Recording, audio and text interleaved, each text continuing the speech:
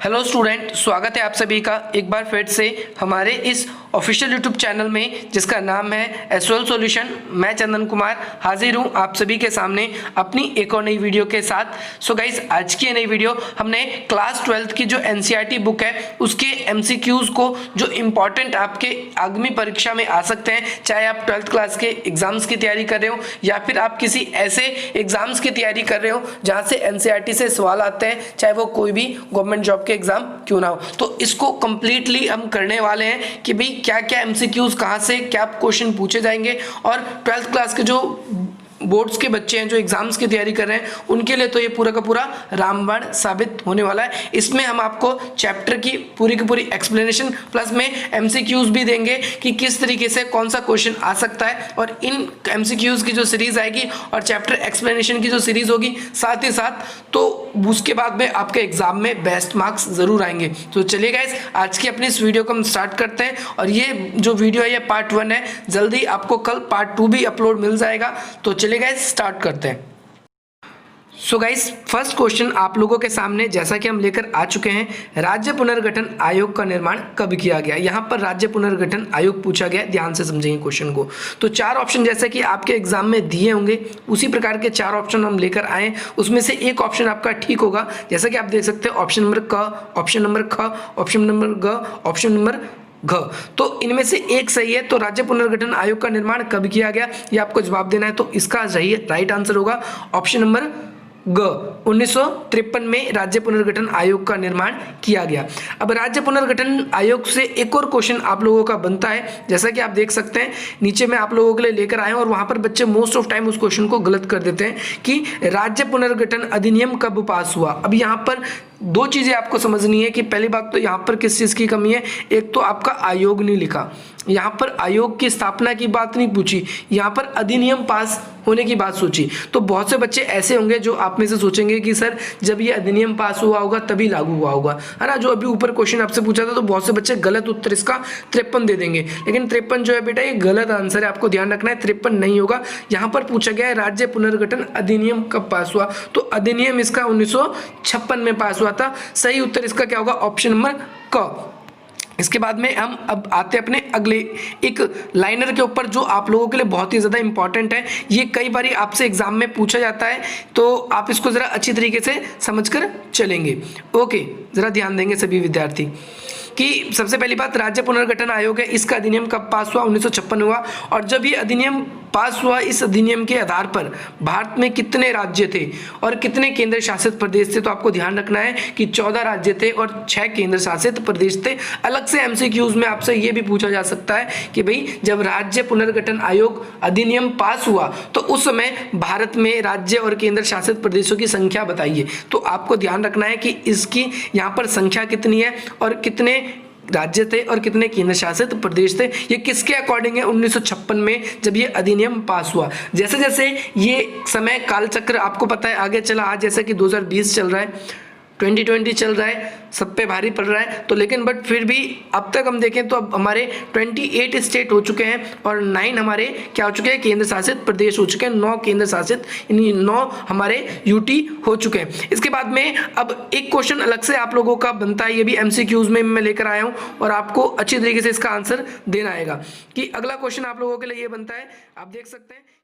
So guys, अगला question आप लोगों के लिए यह है, प्रश्न नंबर 3, राज्य पुनर्गठन आयोग का निर्माण क्यों करवाया गया। ये भी एक, देखो वैसे तो 1 नंबर में 1 लाइनर में आंसर आता है ये लिखने के लिए आपको, लेकिन ये एमसीक्यूज में भी हमने दिया है कि गलती से आपसे इस तरीके से भी पूछ ले, क्योंकि बड़े बड़े ऑप्शन होते हैं तो बच्चे कंफ्यूज हो जाते हैं उसमें। इसीलिए आपको एक बड़े ऑप्शन का भी क्वेश्चन आपके एग्जाम में जरूर देखने को मिलेगा कि राज्य पुनर्गठन आयोग का निर्माण क्यों किया गया।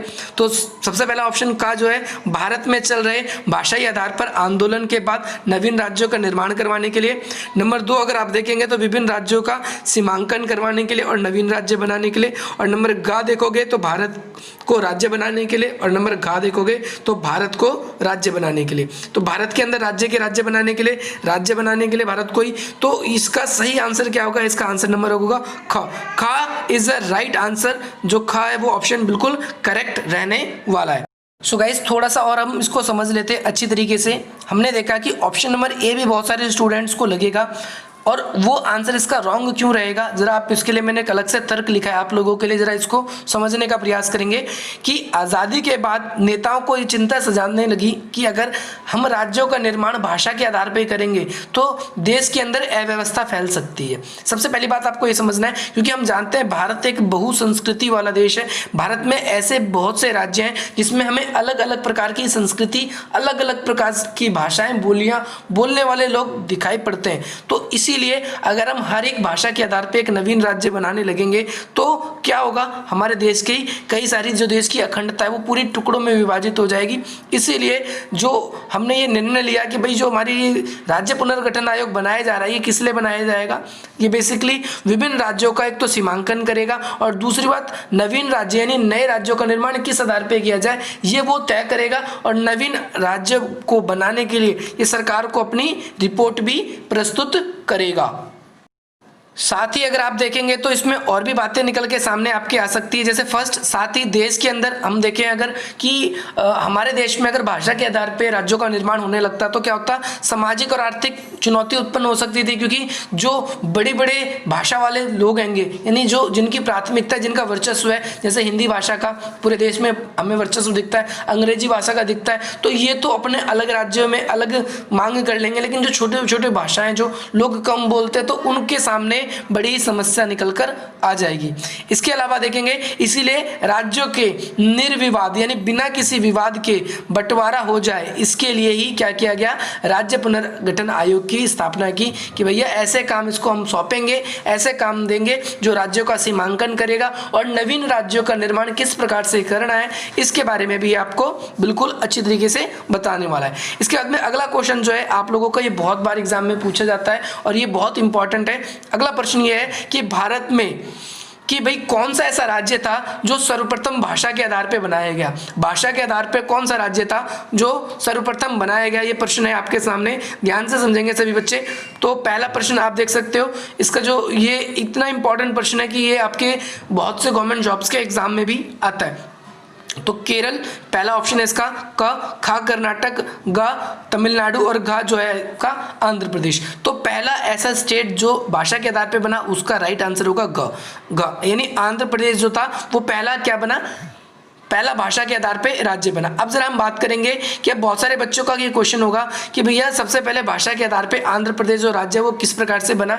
इसको मैं डिटेल वाइज से आपको समझाने वाला हूँ, क्या ऐसी परिस्थितियाँ थी, क्या ऐसी बातें थी जो एक अलग से भाषा वाला एक राज्य बन जाता है, वो भी आंध्र प्रदेश। सबसे पहली बात आपको समझना है कि पहले जो आंध्र प्रदेश था वो मद्रास प्रांत के अंदर ही आता था और वहाँ पर जो तेलुगु भाषा के जो आंदोलन है वो भड़क उठे कि भैया वहाँ पर क्या कर रहा था, जब आपको पता है जब भारत आज़ाद हुआ तो उस समय हिंदी भाषा को देश की राजभाषा बनाने की बात हो रही थी। राजभाषा हम किस भाषा को बोलते हैं, उस भाषा को हम राजभाषा बोलते हैं जिससे पूरे देश का एडमिनिस्ट्रेशन जो प्रशासन संभाला जाता है जिस भाषा से। साउथ के लोगों का डायरेक्टली कहना था कि भैया हम ये जो हिंदी भाषा है इसको हम अपनी राजभाषा नहीं मानेंगे और भाषा के आधार पर यहाँ पर आंदोलन भड़क उठे। अगर उस समय हम देखेंगे तो मद्रास में दो बड़े क्षेत्र थे, यहाँ पर चित्र की जगह क्षेत्र डालेंगे आप, दो बड़े क्षेत्र थे यहाँ पर। पहला बड़े क्षेत्र की बात करते हैं जैसे दिल्ली है, दिल्ली में बहुत सारे क्षेत्र हैं आपके, मॉडल टाउन एक क्षेत्र हो गया आपका, इसके अलावा आनंद विहार एक क्षेत्र हो गया, कन्नाट प्लेस एक क्षेत्र हो गया। तो ऐसे ही एक आंध्र प्रदेश और एक तमिलनाडु, दो प्रदेश थे। तो भाई आंध्र प्रदेश में इसकी जो बात थी ये बहुत ही ज़्यादा आंदोलन बड़ी तेजी से चल रहा था और वहाँ पर कांग्रेस के एक दिग्गज गांधीवादी नेता थे जिनका नाम था राममुलु। आप इनका नाम ध्यान रखेंगे। ये अनिश्चितकालीन भूख हड़ताल पे बैठ गए। कई बार पेपर में आ जाता है ये क्वेश्चन, यहाँ से भी उठ के आ जाता है आपका कि भैया ऐसे कौन से नेता थे जो अनिश्चितकालीन भूख हड़ताल पे बैठ गए थे। आपके सामने कई ऑप्शन दे देंगे आपको कंफ्यूज करने के लिए हड़ताल पे, जैसे जयप्रकाश नारायण आपको दे देंगे, गांधी दे देंगे, उन्होंने भी असहयोग आंदोलन करा था, है ना। तो ऐसे ही आपको बहुत सारे ऑप्शन इनसे मिलते जुलते दे देंगे लेकिन आप उसमें कंफ्यूज हो जाओगे। यहाँ पर गांधीवादी बात हो गई है तो आपको इस नेता का नाम याद रखना पेपर में आ सकता है। 56 दिनों तक इन्होंने भूख हड़ताल करी, इसके बाद इनकी मृत्यु हो गई और जब मृत्यु हो गई इनकी तो पूरी जगह पर अव्यवस्था फैल गई। आंध्र प्रदेश में हिंसक घटनाएं घटने लगी, लोग सड़कों पर आकर सरकार का विरोध करने लगते हैं। पुलिस ने वहां पर फिर फायरिंग भी करी, बहुत से लोगों को जाने गंवानी पड़ी और बहुत से विधायकों ने अपना इस्तीफा दे दिया। जैसे अबोर्ड वापसी हो रहा है अभी, किस लिए? किसान आंदोलन की वजह से। तो इसके अलावा हम देखेंगे तो अंत में 1952 में जो हमारे देश के पीएम थे, प्रधानमंत्री थे, उन्होंने ये घोषणा करी कि भैया आंध्र प्रदेश जो है इसे एक अलग राज्य बनाया जाएगा, इसे अलग राज्य कर दिया जाएगा। और आपको पता है कि भारत के जो पहले प्रथम प्रधानमंत्री कौन थे ये मुझे आप कमेंट करके एक बार ही बताएंगे। आशा करता हूं आपको अब ये समझ में आ गया होगा कि आंध्र प्रदेश एक अलग राज्य किस प्रकार, किन परिस्थितियों से बना, कौन वो दिग्गज हमारे नेता रहे जिनकी वजह से ये एक अलग स्टेट बन पाया। अब बढ़ते हम अपने अगले सवाल की ओर। सो गाइस, अगला प्रश्न आप लोगों के लिए ये है कि महाराष्ट्र और गुजरात दोनों अलग अलग राज्य कब बनाए गए? तो पहला का ऑप्शन आप देख सकते हैं कि आपके सामने 1950 है, जो खा ऑप्शन है आपके सामने 1953 है, और जो गा ऑप्शन है 1956, 1960। तो राइट आंसर इसका क्या रहने वाला है? 1960। आपको ध्यान रखना है कौन से स्टेट की बात हुई है, यहाँ पर गुजरात की बात हुई है और महाराष्ट्र की। दोनों अलग अलग स्टेट कब बने? तो 1960 में दोनों अलग। अब रीजन क्या है मैं आपको बता देता हूँ कि भाई ये दोनों अलग स्टेट कैसे बने। गुजरात और महाराष्ट्र पहले एक ही थे, और आपको पता है दोनों क्षेत्रों में मराठी बोलने वाले काफी लोग थे। इन लोगों का कहना था, इन्होंने एक आंदोलन किया और 1960 के बाद में क्या कर दिया गया, इनके लिए एक अलग से महाराष्ट्र और गुजरात को अलग अलग स्टेट बना दिए गए। आपको इसको भी अवश्य ध्यान रखना है सभी स्टूडेंट्स को। ओके, इसके बाद में अगला क्वेश्चन आपसे ये भी पूछा जा सकता है कि भैया पंजाब जो है वो एक अलग स्टेट कब बना? तो ऑप्शन आपके सामने, जैसा कि आप देख सकते हैं कि ऑप्शन आपके सामने ये आ चुके हैं 1956, 1966, 1962 और 1960। तो राइट आंसर आप लोगों के लिए रहने वाला है 1966। 1966 में क्या हुआ कि भैया पंजाब को एक अलग राज्य बना दिया गया। अभी अलग किस किस से हुआ आपको पता है? हरियाणा, और दूसरी बात आपका हिमाचल। हरियाणा और हिमाचल दोनों पहले पंजाब के साथ ही था, लेकिन इसके बाद में सबसे पहले इसकी मांग जो है 1956 में इसकी मांग उठी। जरा डिटेल वाइज हम इसको कर लेते हैं कि 1956 में ही क्या हुआ कि इसकी मांग उठी कि भाई पंजाब को एक अलग राज्य कर दिया जाए, लेकिन उस समय इसको स्वीकार नहीं किया गया। लेकिन इसके बाद में इस आंदोलन ने थोड़ी और तेजी पकड़ी 1966 में। इसके बाद में क्या कर दिया गया, भाई पंजाब को हिमाचल और हरियाणा से अलग करके एक नया राज्य बना दिया गया। गाइज ये वीडियो जो है पूरी कंप्लीटली मैं आप लोगों के लिए जो राज्य पुनर्गठन है इसको पूरी तरीके से कंप्लीट कर दूंगा। कहीं से भी क्वेश्चन आएगा राज्य पुनर्गठन आयोग के ऊपर, आप ऐसा हो ही नहीं सकता कि आप इस क्वेश्चन को ना कर पाए। अगला क्वेश्चन आप लोगों के सामने ये है कि भाई मेघालय एक नया स्टेट कब बनाया गया? ओके, तो आप देख सकते हैं इसका राइट आंसर होगा 1972। 1972 में इसके 4 ऑप्शन आपके सामने है, क, ख, ग और घ। तो 1972 जो है इसका राइट आंसर रहने वाला है। अब आपको ध्यान रखना है, ये अलग से पूछ सकता है कि 1972 में कौन कौन से स्टेट बने थे। तो मणिपुर और त्रिपुरा ये दोनों भी 1972 में बने थे। किसके साथ में? मेघालय के साथ में मणिपुर और त्रिपुरा भी अलग स्टेट बनाए गए थे। इसके बाद में अगला क्वेश्चन ये है कि भाई मिजोरम को अलग राज्य कब बनाया गया? मिजोरम को अलग राज्य कब बनाया गया? ऑप्शन नंबर का है 1986, ऑप्शन नंबर ख है 1980, ऑप्शन नंबर ग है 1997 और ऑप्शन नंबर जो ग है आपके सामने वह 1987। तो इसका राइट आंसर आप लोगों के लिए सिंपली है 1987 घ। अलग से मैंने इसको आप लोगों के लिए लिखा भी है।